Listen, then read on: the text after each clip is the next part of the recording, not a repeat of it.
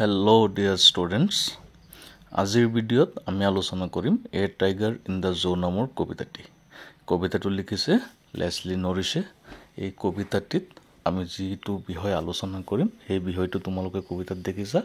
বাঘ এটা পিঞ্জৰাত থাকিলে কেনেকুৱা আচৰণ কৰে আৰু পিঞ্জৰাৰ বাহিৰত থাকিলে অৰ্থাৎ জংঘলত থাকে কেনেকুৱা আচৰণ কৰে তাৰ ওপৰত আমি আলোচনা কৰিম। এতিয়া বলা ষ্টাৰ্ট কৰোঁ।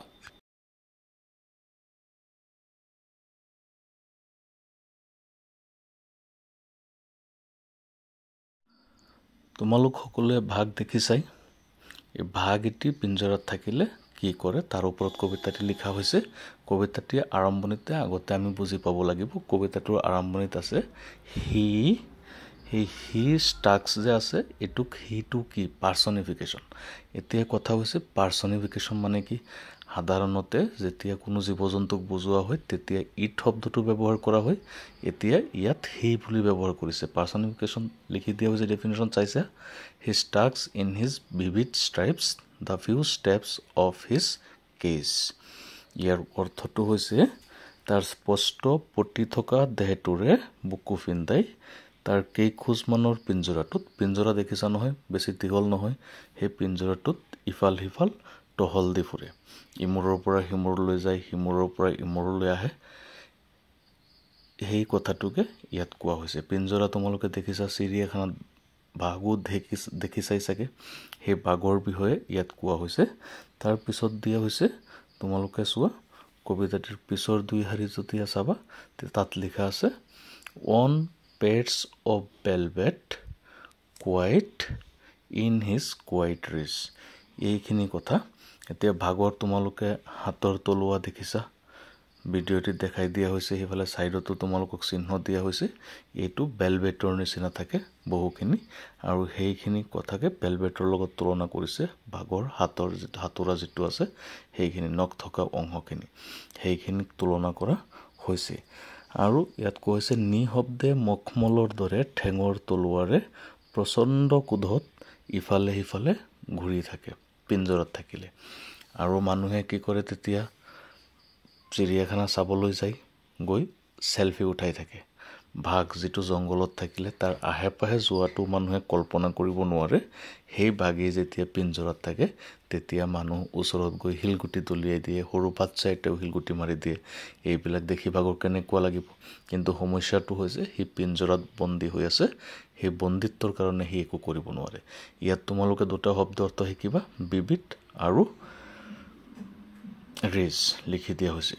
এতিয়া যিটো পেৰাগ্ৰাফ আছে তাৰ পিছৰ পেৰাগ্ৰাফটো, সেই পিছৰ পেৰাগ্ৰাফটোত জংঘলৰ কথা কোৱা হৈছে। He should be lurking in shadow sliding through long grass near the water hole where plump deer pass. অৰ্থাৎ বাঘ এটা জংঘলত থাকিলে। প্ৰথম ষ্টেঞ্জাটো চিৰিয়াখানাৰ কথা কোৱা হৈছে, পিছৰ ষ্টেঞ্জাটোত জংঘলৰ কথা কোৱা হৈছে। তোমালোকে হৰিণা পহুৰ কাহিনী এটা জানাই। জংঘলত হৰিণা পহু এটা আছিল আৰু এদিনাখন কি কৰিছিল, বাঘে তাক ধৰিবৰ চেষ্টা কৰিছিল। এতিয়া হৰিণা পহু এটা যিমানেই বেগাই নদৌৰক কিয় বাঘে তাক ধৰি পেলাই। কিয় ধৰি পেলাই এই বিষয়ে তোমালোকে জানা, কাৰণ হৰিণা পহু এটা দৌৰি গৈ থাকোঁতে বাৰে বাৰে পিছলৈ চাই। আমিও তেনেকুৱা জীৱনত কেতিয়াবা যদি লক্ষ্যৰ পৰা বিচ্যুতি হৈ যাওঁ তেতিয়াহ'লে আমি পিছল খাওঁ। ঠিক তেনেকুৱাকৈ বাঘ এটাই হৰিণা পহুক স্বীকাৰ কৰিব পাৰে। সেই জংঘলত থকা বাঘটো যেতিয়া একদম হৰিণা পহু এটাক খাই দিয়ে, মাৰি পেলাই ফুড চেইন তোমালোকে দেখিছা, ভাগে হৰিণা পহু খায়, হৰিণা পহুৱে ঘাঁহ খায়। এইবিলাক ফুড চেইন হয়, খাদ্য শৃংখল তোমালোকে বিজ্ঞানত পাবা, তাৰ বিষয়ে জানিব পাৰিবা। এতিয়া সেই বাঘটোৱে যেতিয়া জংঘলত থাকিব সি কি কৰিব, মস্তানি কৰি ঘূৰি ফুৰিব। তাৰমানে স্বাধীনতাত থাকিলে বাঘ এটাই কেনেকুৱা ধৰণৰ আচৰণ কৰে সেই বিষয়ে ইয়াত কোৱা হৈছে। তাৰ ওচৰত কোনো মানুহ যাব নোৱাৰে, কিন্তু যেতিয়া পিঞ্জৰাত থাকে তেতিয়া সৰু বাচ্ছা এটি, শিশু এটি গৈ তাক শিলগুটি মাৰি দিয়ে। তেনেকুৱা টাইপৰ মানে ক্ষমতা যেতিয়া কৰায়ত্ব কৰা হয়, আনৰ অধীনলৈ গুচি যায় বা বাধা আহি যায়, তেতিয়া সেই ক্ষমতা কেনেকুৱা হৈ পৰে। তাৰ পিছৰ পেৰাগ্ৰাফটো দিয়া হৈছে he should be snarling around houses at the jungle's edge baring his white fangs his claws terrorizing the village. অৰ্থাৎ জংঘলত থাকিলে ইয়াত কোৱা হৈছে সি পানীৰ খালৰ ওচৰৰ যিফালেৰে নিপুটল হৰিণা পাৰ হৈ যায় তেনে ছাঁযুক্ত ঠাইত চুপ লৈ বহি থাকিব লাগিছিল। দীঘল ঘাঁহৰ মাজেৰে বগুৱাই আগবাঢ়িব লাগিছিল।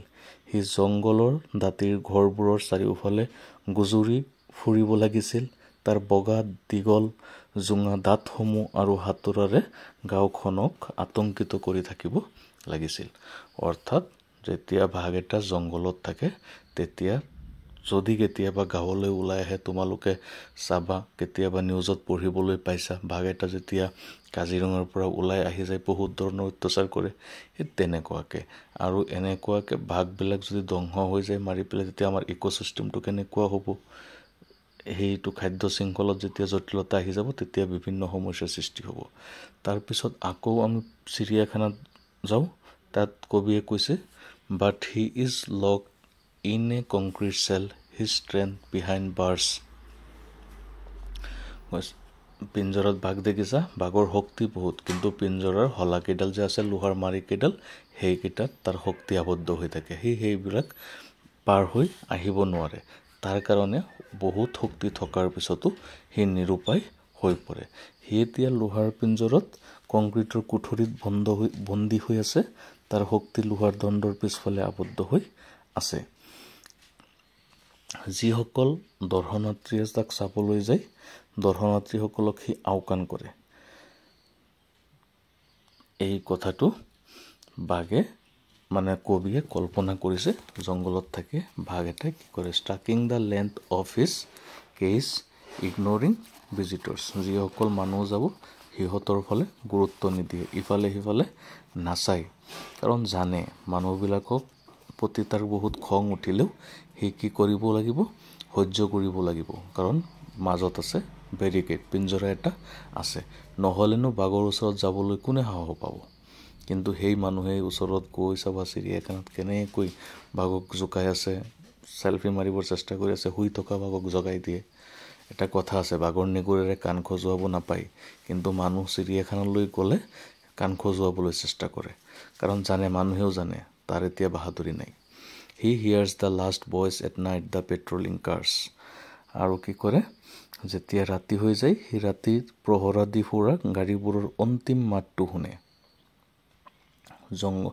পোহৰা দিয়া যিবিলাক গাড়ী আছে পেট্ৰলিং কাৰ, সেইবিলাকৰ তোমালোকে মিনিংবিলাক চাবা, ইয়াত লিখি দিয়া হৈছে।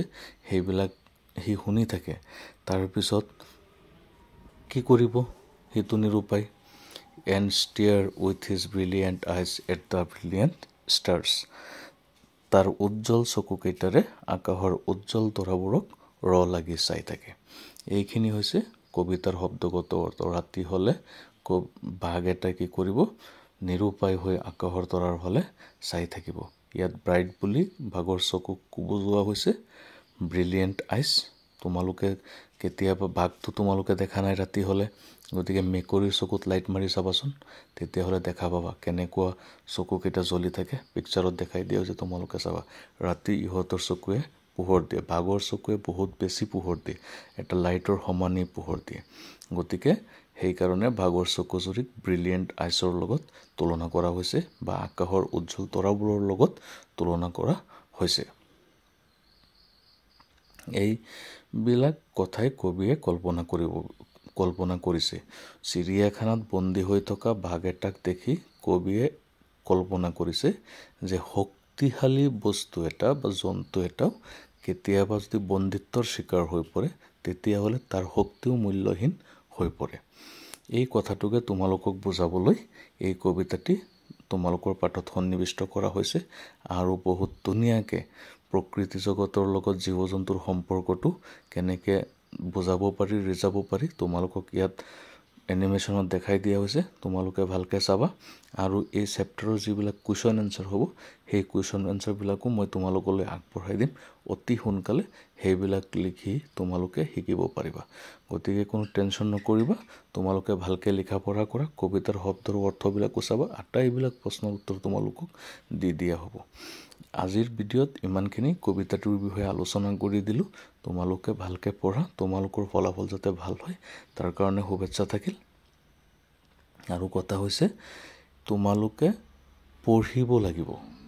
যদি ভাল ৰিজাল্ট কৰিব বিচৰা তেতিয়াহ'লে পঢ়া আৰু তোমালোকে যদি চেনেলটো এতিয়ালৈকে ছাবস্ক্ৰাইব কৰা নাই চেনেলটো ছাবস্ক্ৰাইব কৰি দিয়া এনেকৈ তোমালোকে আটাইবিলাক ভিডিঅ' পাই থাকিবা আটাইবিলাক চেপ্টাৰ পাই থাকিবা কমেণ্ট কৰিবা শ্বেয়াৰ কৰিবা ধন্যবাদ থাকিল সকলোলৈ গুড নাইট